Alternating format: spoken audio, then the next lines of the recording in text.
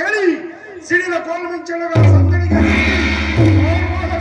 ನೀರಾಗುವಂತೆ ಶ್ರೀ ಮತ್ಸ್ಯ ಪಾತಾಳಗಳ ಏನು ಈ ಭುವನ ಭಾಂಡಾರಗಳಾಗುವಾಗ ಕೇವಲ ಮೃತ್ಯುನೋ ಅಲ್ಪಾಯುಷನೋ ನರಾಧಮನಾದ ನೀನು ನನ್ನನ್ನು ಜರಿದು ಅಪಹಾಸ್ಯ ಮಾಡಿದೆಯೋ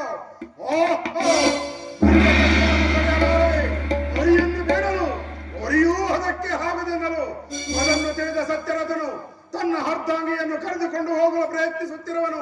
ಅದನ್ನರಿತ ನಾನು ನನ್ನ ಮಾಯಾ ಜ್ವಾಲೆಯಿಂದ ಒಂದು ಆಶ್ವವನ್ನು ಸೃಷ್ಟಿಸಿ ಕುದುರೆ ಲಯದಲ್ಲಿ ನಿಲ್ಲಿಸಿ ಅದನ್ನು ನಿರೀಕ್ಷಿಸುವಂತೆ ಮಾಡಿ ಅವರನ್ನು ಕೋಡಿಗಟ್ಟಿ ಕೋಡಿನಲ್ಲಿ ಸದಿ ದಂಪತಿಗಳನ್ನು ಅಗಲಿಸುವೆನು.